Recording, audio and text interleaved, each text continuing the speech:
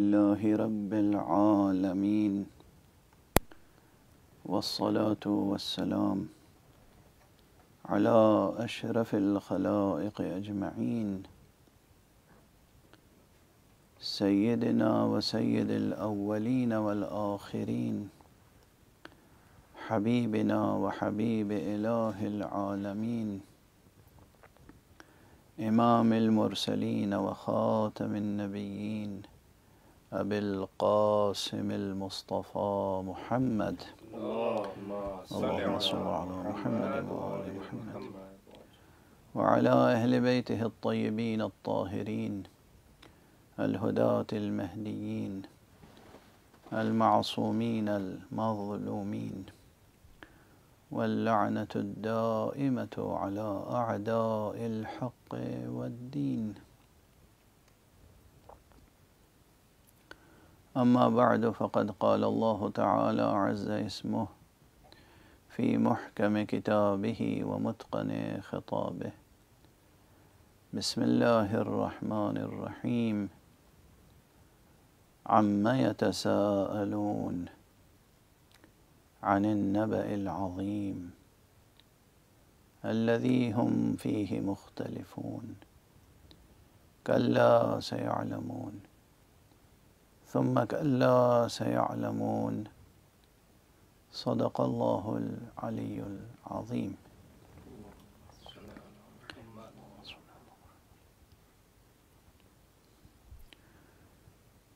عرض کیا گیا کہ یہ سورہ مبارکہ بھی اپنی جامعیت، اپنی گہرائی اور ظاہری اور باطنی حسن کے اعتبار سے ایک بے پناہ سورہ ہے، اور اس کا موضوع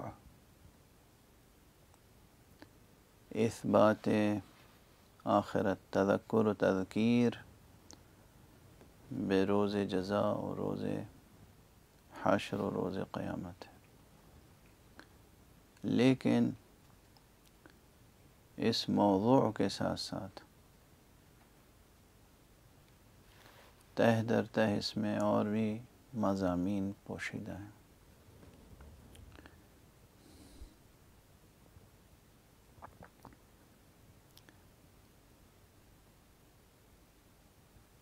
بلاغت قرآنی کی شان یہی ہے. عرض کیا گیا کہ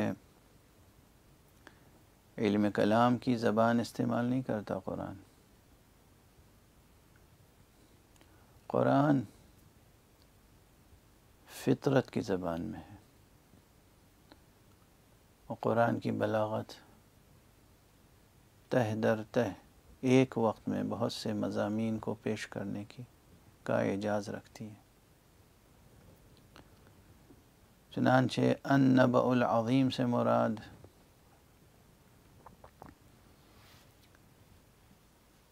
خبر آخرت بھی ہے، النبأ العظیم سے مراد ذات گرامی حضرت امیر المومنین علی ابن ابی طالب علیہ السلام بھی ہے.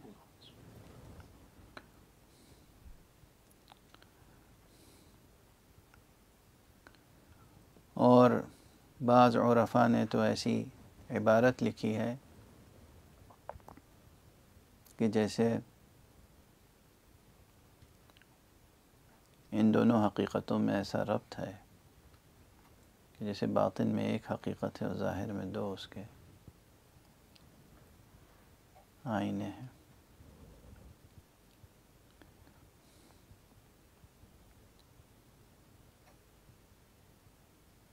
کل میں نے ایک روایت کی طرف اشارہ کیا تھا، چند روایتوں کی طرف اور اشارہ کر دوں. یہ ابھی سب مقام ظاہر میں گفتگو ہے، البتہ ذہن اور قلب باطن سے قریب ضرور ہو جاتا ہے.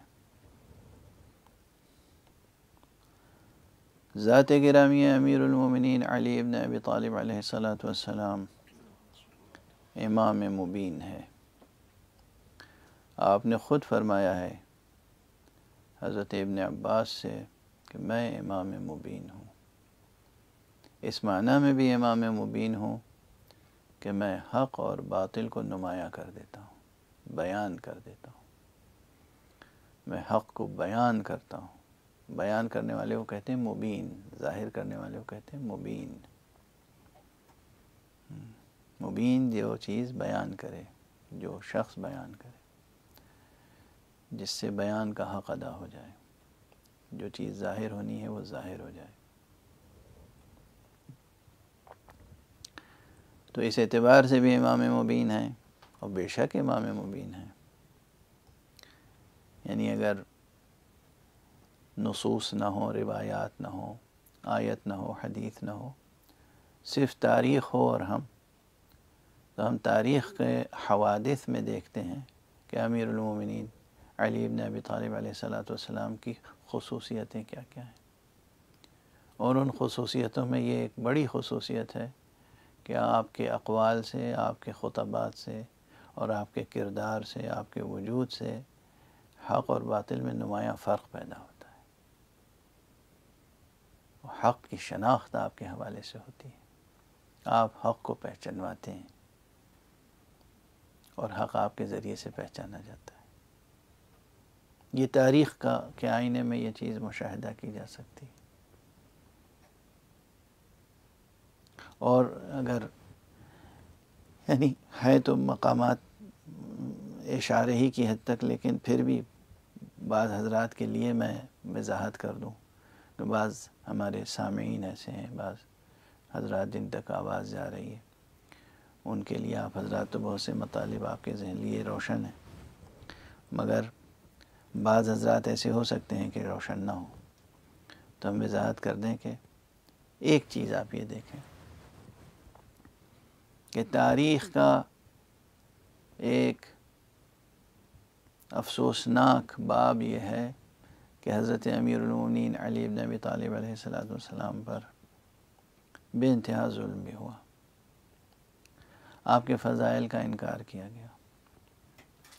نہ صرف یہ کہ آپ کے فضائل کا انکار کیا گیا، بلکہ تقریباً 70 برس یا 100 برس تک پوری مملکت اسلامی میں مسلمانوں کی حکومتیں جہاں جہاں تھیں، ممبروں پر آپ کو برا بھلا کہا جاتا تھا.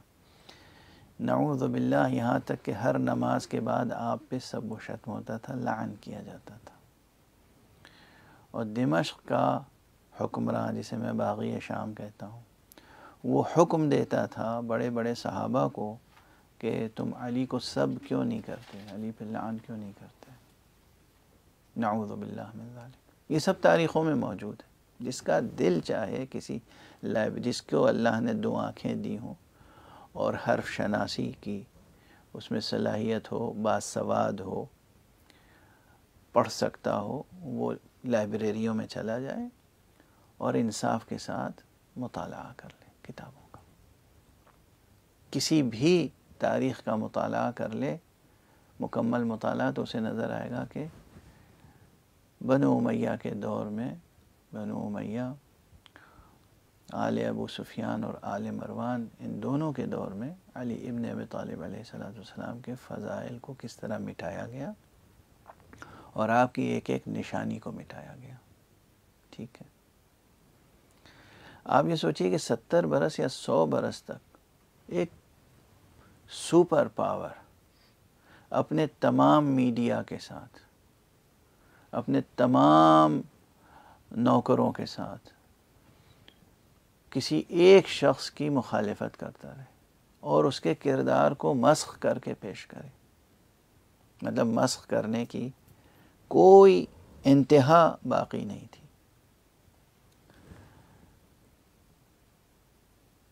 اس کے باوجود آج 1400 برس کے بعد تمام مسلمانوں میں، شیعہ سنی کی بات نہیں ہے، تمام مسلمانوں میں یہ اتفاق ہے کہ علی حق پر تھے اور حق علی کے ساتھ تھا.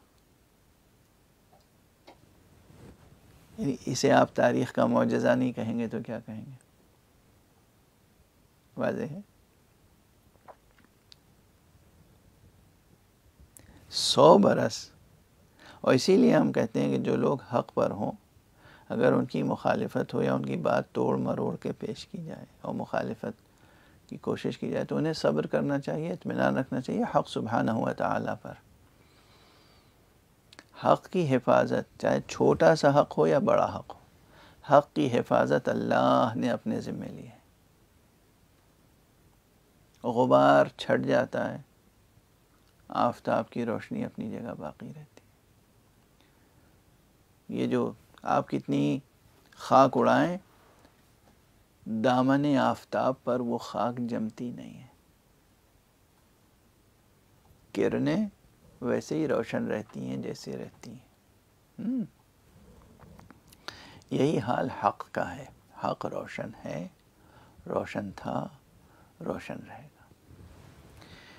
تو غرض یہ کہ اگر نصوص نہ ہو ہمارے سامنے، یعنی قرآن کی آیت اور رسول اللہ صلی اللہ علیہ وسلم کا فرمان گرامی اور دوسری روایتیں معصوم اہل بیت علیہم الصلاۃ والسلام سے جو ائمہ اہل بیت ہیں ان کی اگر روایتیں نہ ہوں، حدیثیں نہ ہوں، تب بھی تاریخ کا مطالعہ، اور یہی سبب ہے کہ غیر مسلم مورخین، چاہے وہ گبن ہوں، چاہے کارلائل ہوں، چاہے ٹوائن بی ہوں، چاہے اور ہوں، یہ جو بڑے بڑے مورخین ہیں مسلمان تو نہیں تھے، نہ شیعہ تھے نہ سنی تھے، اور ان کے ہاتھ میں زیادہ تر جو مواد تھا وہ وہی تھا جو عام مواد ہے، جو گویا سواد اعظم نے لکھا ہے، جو علماء اہل سنت نے لکھا ہے۔ انہوں نے کس طرح حضرت علی کی تعریف و تمجید اور تجلیل کی ہے۔ تو علی رسول اللہ صلی اللہ علیہ وآلہ وسلم نے اگر نہ بھی فرمایا ہوتا کہ علی حق کے ساتھ ہیں اور حق علی کے ساتھ ہیں، تو یہ تاریخ کا مشاہدہ ہے کہ علی حق کے ساتھ ہیں اور حق علی کے ساتھ ہیں۔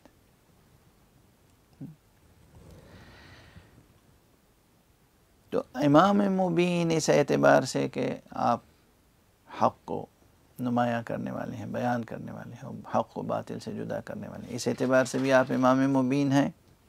یعنی یہ علت آپ نے خود بیان کی جب ابن عباس سے کہا، ابن عباس انا الامام المبین، میں ہوں امام مبین، تو پھر فرمایا کہ میں حق کو باطل سے جدا کرنے والا ہوں، بیان کر ہوں۔ وہ روایت جو میں نے کل عرض کی تھی کہ حضور علیہ الصلاۃ والسلام نے وَكُلَّ شَيْءٍ أَحْصَيْنَاهُ فِي امام مبین، اس اعتبار سے بھی آپ امام مبین ہیں، اور اس میں نہ کوئی منطقی استبعاد ہے، نہ عقلی نہ عملی، نہ تھیوریٹیکلی کوئی مشکل ہے، نہ پریکٹیکلی کوئی مشکل، نہ لاجیکل پاسبلٹی میں کوئی سوال کھڑا ہو سکتا ہے، نہ پریکٹیکل پاسبلٹی میں سوال کھڑا ہو سکتا ہے۔ اگر آپ وہ ذات گرامی ہیں کہ اللہ سبحانہ و تعالیٰ نے آپ کی ذات میں تمام علم کا احصاء کر رکھا ہے، وہ بھی بطور خاص کون سا علم؟ اِنَّا نَحْنُ نُحْيِي الْمَوْتَى وَنَكْتُبُ مَا قَدَّمُوا وَآثَارَهُمْ وَكُلَّ شَيْءٍ أَحْصَيْنَاهُ فِي إِمَامٍ مُبِينٍ۔ اگر اس کو صرف افراد بشر تک محدود رکھیں کہ ہر انسان جو کچھ کرتا ہے اور پھر اس کے کرنے کے نتیجے میں جو اور آثار مترتب ہوتے ہیں، وہ سب حق سبحانہ و تعالی لکھ رہا ہے، اور اس کے ہاں جو ریکارڈ کرنے کے اور لکھنے کے کا اہتمام ہے وہ بے نظیر ہے اور بے انتہا ہے۔ آپ یہ سمجھیے، اب بات آ گئی ہے تو عرض کر دوں، چونکہ یہ موضوع آخرت سے بھی مربوط ہے اور ہماری زندگیوں سے بھی مربوط ہے۔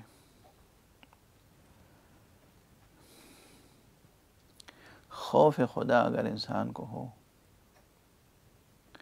اور شیطان یا نفس، شیطان کے غلبے یا نفس کی کمزوری سے انسان، جو سب پہ ہوتا ہے، کبھی کبھی شیطان غالب آ جاتا ہے یا نفس کمزور ہو جاتا ہے، اگر ان دو وجہوں سے، نفس کی کمزوری یا شیطان کے غلبے سے، انسان غافل نہ ہو جائے، تو اسے یہ خیال رہنا چاہیے کہ اس کائنات میں اتنے طریقوں سے اس کی ہر بات ریکارڈ ہو رہی ہے کہ کبھی بھی یہ انسان اپنے کسی عمل سے انکار نہیں کر سکتا۔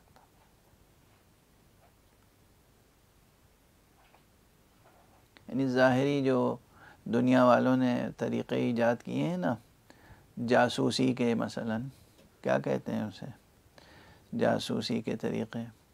اب آپ اپنے کمرے میں بیٹھے ہیں اور کوئی چیز اس میں ایسی ہو سکتی ہے کہ جسے آپ کہتے ہیں کہ وہ روم جو ہے وہ بگڈ روم ہے، صاحب آپ کی ہر بات جو ہے وہ ریکارڈ ہو رہی ہے. ٹھیک ہے نا. کیمرے بھی، خفیہ کیمرے لگا دیے جاتے ہیں، ریکارڈنگ حرکات و سکنات کی بھی ہوتی ہے، افعال کی بھی ہوتی ہے، آواز کی بھی ہوتی ہے. حق سبحانہ و تعالیٰ نے اسی کائنات میں اور اسی کائنات میں، اس پوری کائنات میں اور اس کائنات میں، یعنی اس جسم میں ان بلٹ اور اس پوری کائنات میں اتنے وسائل رکھے ہیں ریکارڈنگ کے کہ انسان کے افعال، انسان کے اقوال، انسان کے خیالات، وہ خیالات جو زبان سے ظاہر نہیں ہوتے اور صرف دامن خیال میں رہتے ہیں، وہ جذبات جو گھٹ گھٹ کے دل میں رہ جاتے ہیں، مثبت ہوں یا منفی، وہ ارادے اچھے یا برے جو پیدا ہوتے ہیں، ہر چیز ریکارڈ میں محفوظ ہے. وہ ارادہ جو عمل کی شکل میں ظاہر نہیں ہوا وہ بھی محفوظ ہے، وہ جذبہ جو ظاہر نہیں ہو سکا وہ بھی محفوظ ہے، وہ خیال جسے آپ نے ظاہر نہیں کیا وہ بھی محفوظ ہے. اب یہ خود ایک مستقل موضوع ہے، ایک اشارہ ہے، ایک مستقل موضوع ہے. اس پہ نہ جانے کتنی ضخیم کتاب لکھی جا سکتی ہے، آیات قرآنیہ کی روشنی میں، احادیث کی روشنی میں، اور پھر علم النفس کی روشنی میں. یہ ایک سچائی ہے کہ ہر چیز ریکارڈ ہو رہی ہے. اور اس میں ایک اہتمام ہے حق سبحانہ و تعالیٰ کا، لطف، کرم، احسان، اور وہ یہ ہے کہ انسان کے اچھے جذبات، اچھے خیالات، اچھے احساسات، اچھے ارادوں کو باقی رکھتا ہے ہمیشہ. اور اگر یہ انسان نادم ہو جائے، شرمندہ ہو جائے اور یہ چاہے کہ اس کی برائیوں کو مٹا دیا جائے تو اللہ اپنے لطف سے مٹانے کا اہتمام کر دیتا ہے. لیکن یہ اسی کے اختیار میں ہے، انسان کے اختیار میں نہیں. نہ انسان کے اپنے اختیار میں ہے، نہ اس کائنات میں کسی اور کے اختیار میں ہے سوائے حق سبحانہ و تعالیٰ کے. وہ چاہے تو وہ چیزیں مٹ سکتی ہیں، وہ چاہے تو اپنے فرشتوں سے، ملائکہ سے کہے کہ مٹا دو، وہ چاہے تو اپنے اولیاء سے، ائمہ سے، انبیاء علیہم السلام سے کہے کہ اس کی شفاعت کر دو.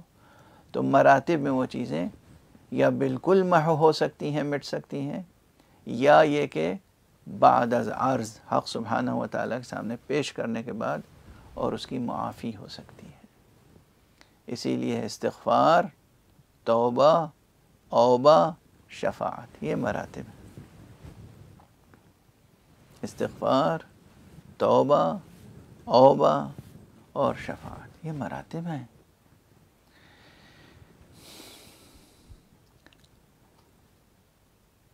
تو حضرت امیر المؤمنین علی ابن ابی طالب علیہ السلام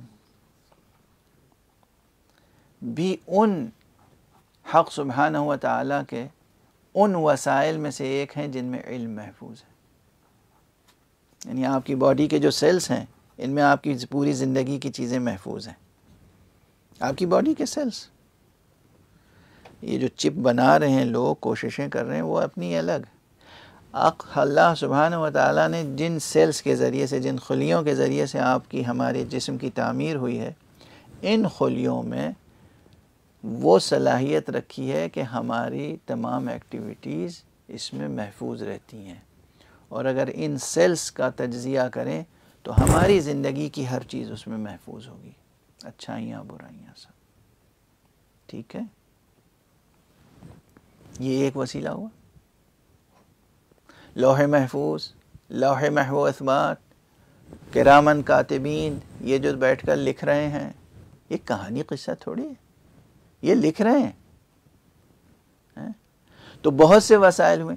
فضا میں جو ہم بول رہے ہیں، ہماری آواز کوئی ضائع نہیں ہو رہی ہے. یہ فضا میں آواز محفوظ ہے. ایک زمانے سے کوششیں ہو رہی ہیں سائنس میں بھی کہ جو لوگ گزر گئے ہیں ہم ان کی آواز کو کسی صورت سے سن سکیں. مجھے نہیں معلوم اس فیلڈ میں کتنی کامیابی ہوئی، بہت دنوں سے میں نے اب یہ تتبع نہیں کیا، یعنی فالو نہیں کیا. لیکن فرض کیجئے کہ سائنس اتنی ترقی کر لے، کاش ترقی کر لے کہ ہم آج امیر المومنین علیہ الصلاۃ والسلام کے خطبے اپنے کانوں سے سن سکیں. آج ہم رسول اللہ صلی اللہ علیہ وآلہ وسلم کے وہ خطبات جمعہ جنہیں ضائع کر دیا لوگوں نے، وہ ہم سن سکتے ہیں. اب یہاں پہ دو امکانات ہیں. یا ہماری سائنس اتنی ترقی کر لے کہ فضا میں موجود آوازوں کو ریکارڈ کر سکے اور ڈسٹنگوش کر سکے اور ہمیں سنا سکے، یا ہم ریاضت اور تزکیے کے بعد اپنے نفس کو اتنا قوی کر سکیں کہ صدائے مولا سن سکیں، جو کہ ممکن ہے. دونوں راستے کھلے ہوئے ہیں. اسی لیے جو تزکیہ نفس کا راستہ ہے، جو کشف کا راستہ ہے، جو ریاضت کا درس ہے، سبق ہے، اسی لیے تو اہم ہے.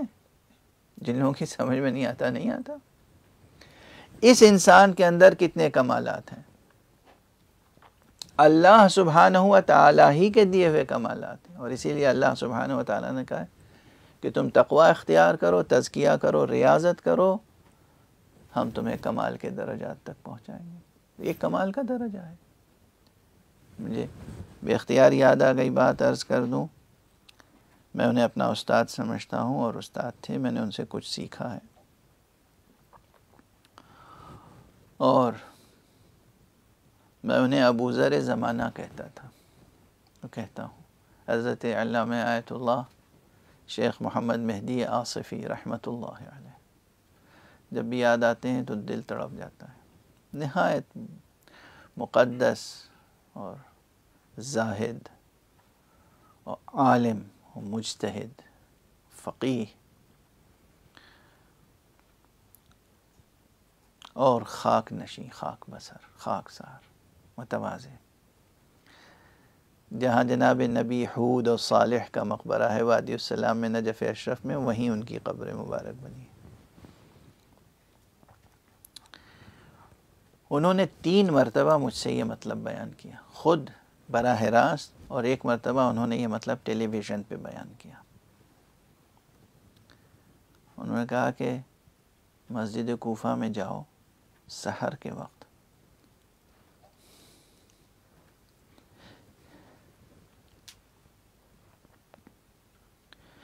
تو اب بھی تم امیر المومنین علی ابن ابی طالب علیہ السلام کی مناجات کی آواز سن سکتے ہو.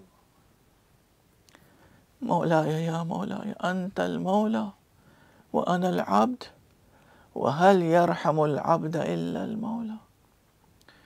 مولایا یا مولایا انت الغنی وانا الفقیر وهل يرحم الفقیر الا الغنی. مولایا یا مولایا انت العالم وانا الجاہل وهل يرحم الجاہل الا العالم الی آخری. یہ مناجات، تو اگر آپ مناجات سن سکتے ہیں تو علی کے خطبے بھی سن سکتے ہیں، مولا محمد مصطفیٰ صلی اللہ علیہ وسلم کے خطبے بھی سن سکتے ہیں. یہ سب مبنی ہے ریاضت پر. ریاضت صحیح معنی میں ممکن نہیں ہے جب تک کہ انسان میں سچی محبت اور عشق نہ ہو. سچی محبت کا پیدا ہونا اور عشق کا پیدا ہونا ممکن نہیں ہے جب تک کہ انسان میں معرفت نہ ہو. اور معرفت ممکن نہیں ہے جب تک کہ انسان کوشش نہ کرے اور علم حاصل نہ کرے. ایک صلوات پڑھ دیجیے محمد.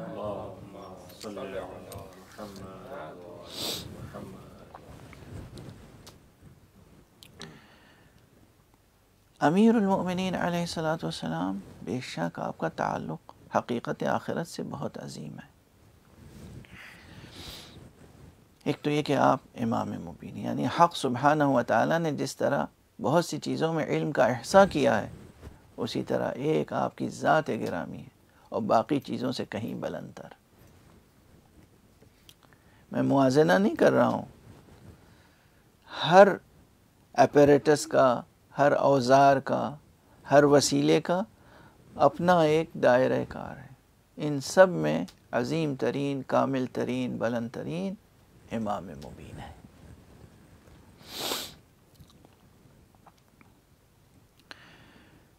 تو بہت واضح ہے کہ اگر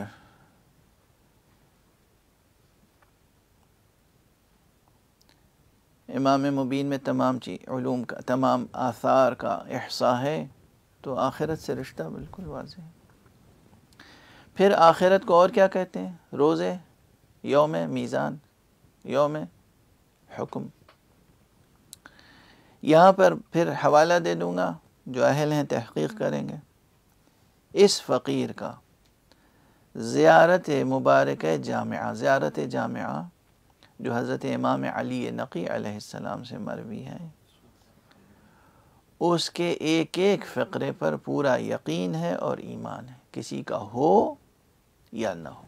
میں مکلف نہیں ہوں کہ اس کے لیے اپنے گھر بیٹھ کر وضاحت پیش کروں. اگر ظرف ہے تشریف لائیں، سمجھنے کی کوشش کریں، سمجھانے کے لیے بقدر استطاعت حاضر ہوں.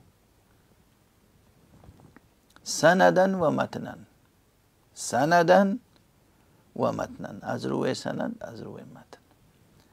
جو کچھ خود امام علی نقی علیہ السلام نے امامت کی شان بیان کی ہے، اور پھر اس میں سے ہر فقرے کے شواہد اتنے موجود ہیں، اور صرف شیعہ روایات میں نہیں، تمام مسلمانوں کے پاس موجود ذخیرہ احادیث و روایات میں. جی میں جس کا دل چاہے، جب دل چاہے، جہاں آ جائے، مناظرہ کرنا ہو مناظرہ کر لے، مباہلہ کرنا ہو مباہلہ کر لے. حاضر ہوں، دروازے کھلے ہوئے.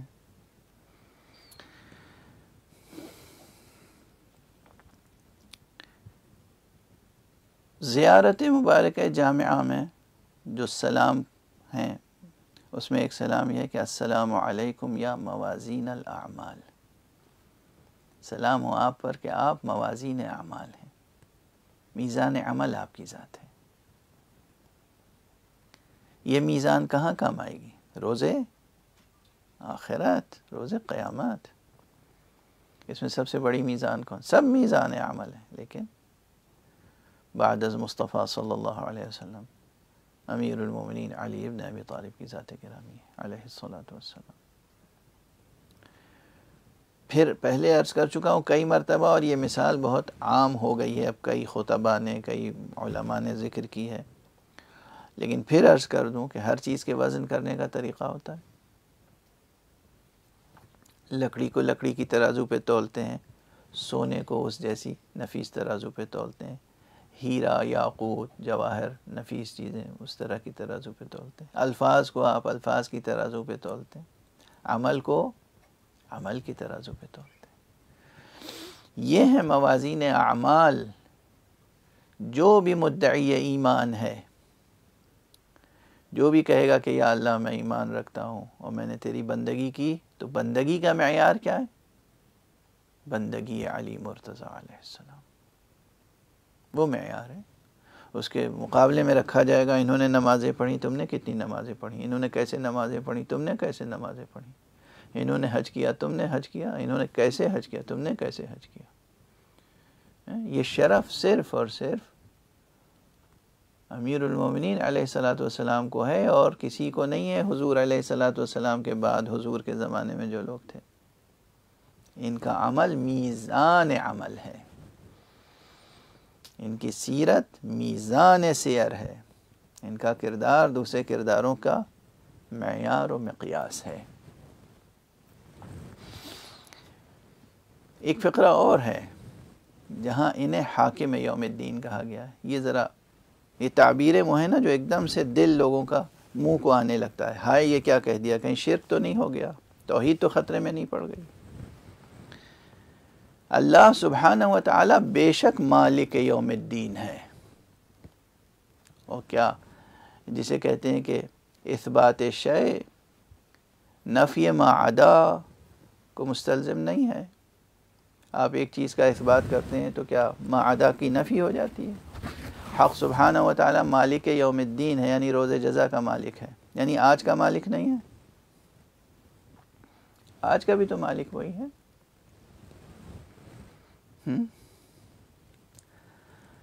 لیکن خصوصیت سے کہا گیا مالک یوم الدین ہے، تو وہ مالک یوم الدین ہے بے شک، لیکن چونکہ وہ چشم سر سے نظر نہیں آ سکتا، وہ نامتناہی ہے، بس یہ فرق ہے۔ افسوس ہے کہ مجھے اپنوں کو توحید سمجھانی پڑتی ہے۔ مشکل یہ ہے کہ لوگوں نے قرآن سے نہیں توحید سیکھی ہے، علم کلام کی وہ کتابیں جو ناقص لوگوں نے لکھی ہیں اس سے علم توحید سیکھی ہے۔ ابھی ہمارا علم کلام گھٹنیوں بھی نہیں چل پا رہا، گھٹنیوں چلا رہا ہے، بس یہ سمجھ لیجیے۔ جو اس کے اہل ہیں وہ سمجھ رہے ہیں، اور اگر طبیعت پہ گراں گزر رہا ہوگا تو گفتگو کر لیں گے براہ راست۔ میں کوئی چھپا ہوا خزانہ تو ہوں نہیں میں تو ایک بندہ حقیر ہوں، جس کا دل چاہے رابطہ کر لے۔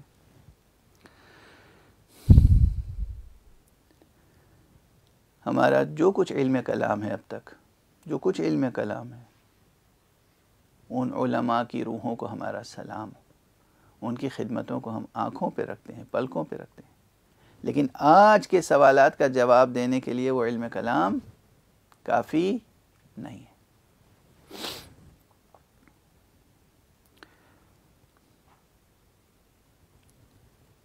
توحید، حق سبحانہ و تعالیٰ کی توحید بہت عظیم حقیقت ہے، اور اتنی عظیم حقیقت ہے کہ دامن توحید پر غبار شرک بیٹھ ہی نہیں سکتا، انسان کتنی ہی خاک اڑائے، بہت بلند ہے دامن توحید۔ لفظ نامتناہی سے حق ادا نہیں ہوتا اللہ کے نامتناہی ہونے کا، اسی لیے میں کہتا ہوں کہ وہ نامتناہی ہے جس نے نامتناہیوں کو خلق فرمایا، تو وہ چشم سر سے نظر نہیں آئے گا، وہ آگے براہ راست کسی سے حساب و کتاب نہیں کرے گا روز آخرت، اس دن بھی اس کا ایک نظام ہوگا جس طرح یہاں نظام ہے۔ آپ کو بھوک لگتی ہے؟ نہیں، بھوک لگ رہی ہوگی، روزے کی کیفیت ہے، تو روزے سے بھی ہیں آپ۔ جب افطار کا وقت ہو تو آپ اللہ سبحانہ و تعالیٰ سے کہیے، یا اللہ تو قادر مطلق ہے، میں نے تیرے لیے روزہ رکھا تھا معبود، میری پیاس اور بھوک بجھا دے۔ بجھ جائے گی، بجھ جائے، کیوں نہیں؟ وہ قادر مطلق ہے نہیں ہے؟ اس پیاس کو بجھانے کی تاثیر اس نے کس چیز میں رکھی ہے؟ پانی میں۔ تو پانی کا استعمال اپنی پیاس بجھانے کے لیے شرک ہے؟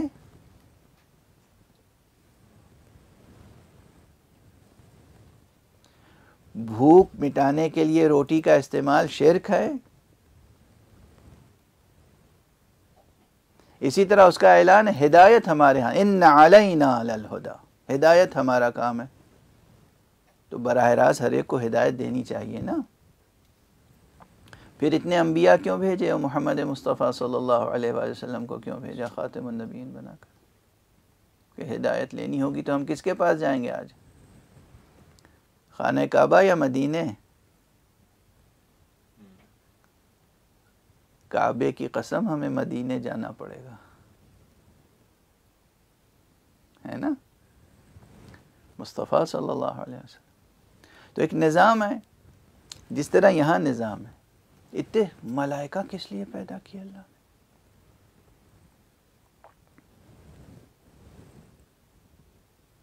اور تدبیر امور ملائکہ کے سپرد کیوں کی؟ نعوذ باللہ وہ عاجز ہے؟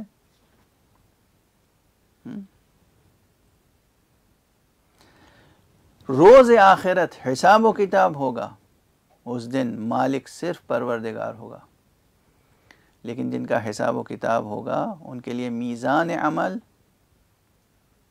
انبیاء علیہ السلام، ائمہ اطہار، ان کا عمل میزان عمل ہوگا، اور یہ حکم فرمائیں گے کہ اس شخص نے صحیح کیا یا اس شخص نے غلط کیا۔ حاکم جیسے کسی ملک میں پریسیڈنٹ ہوتا ہے، وہی چیف جسٹس بھی ہوتا ہے؟ پریسیڈنٹ ہی چیف جسٹس بھی ہوتا ہے؟ نہیں نا، الگ الگ ہوتے ہیں۔ تو مالک، خالق، رازق، معبود اللہ سبحانہ و تعالی بے شک آج بھی ہے اور کل بھی ہے، روز آخرت بھی ہے، مگر جس کے سپرد کیا یہاں ہدایت، اسی کے سپرد ہوگا وہاں محاسبہ اور محاکمہ۔ محمد و علی علیہم الصلاۃ والسلام محاکمہ کریں گے، یہ ہماری روایات میں۔ اس سے نہ شرک ہے نہ کفر ہے، یعنی مسلمان کتنی ہی سرکشی کر لے، طغیان میں مبتلا ہو جائے، روز آخرت سامنا محمد و علی سے ہونا ہے، یہ فکر رہے۔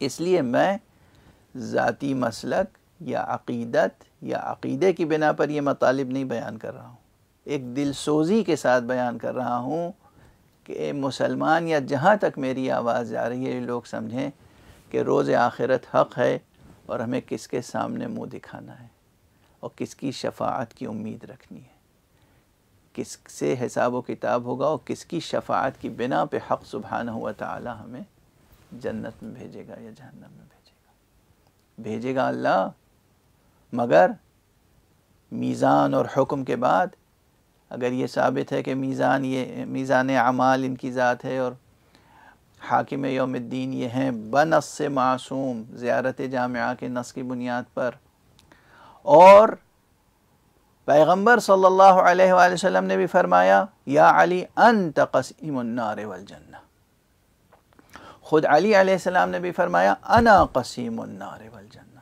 کوئی اس میں اشکال نہیں۔ اور اس پر بحث میں خود امام احمد ابن حنبل کا قول موجود ہے، ان سے پوچھا گیا کہ قسیم نار و جنت علی ہیں، آپ اس حدیث کے بارے میں یا اس قول کے بارے میں کیا فرماتے ہیں؟ تو ایک موقع پہ انہوں نے کہا کہ کیا رسول اللہ صلی اللہ علیہ وسلم کی یہ حدیث نہیں ہے کہ علی تمہیں نہیں دوست رکھے گا مگر مومن، اور تم سے بغض نہیں رکھے گا مگر منافق؟ کہا ہاں بے شک۔ تو اسی کے دوسرے الفاظ میں تو یہ ہے کہ علی قسیم و نہر جنت ہے، جو ان سے محبت رکھے گا وہ جنت میں جائے گا، جو ان سے بغض رکھے گا جہنم میں جائے گا۔ بات کوئی سمجھنا چاہے تو ہزار طریقے ہیں سمجھنے کے، اور نہ سمجھنا چاہے تو ایک انکار ہر چیز کا کیا جا سکتا ہے۔ یہ اپنی اپنی قسمت ہے کہ کس کا دل، کس کا دماغ، کس کا ذہن محبت، عشق، معرفت، ریاضت کی طرف جاتا ہے اور یقین کی طرف جاتا ہے، اور کون شک اور کفر اور شرک اور الحاد اور نفاق کی طرف جاتا ہے۔ پروردگار ہمیں اور آپ کو سب کو توفیق عطا فرمائے کہ ہم حق سبحانہ و تعالیٰ کی توحید، مصطفیٰ صلی اللہ علیہ وآلہ وسلم کی نبوت، امیر المؤمنین علی بن ابی طالب علیہ السلام کی ولایت پر جئیں اور اسی پر مر مٹیں۔ وآخر دعوانا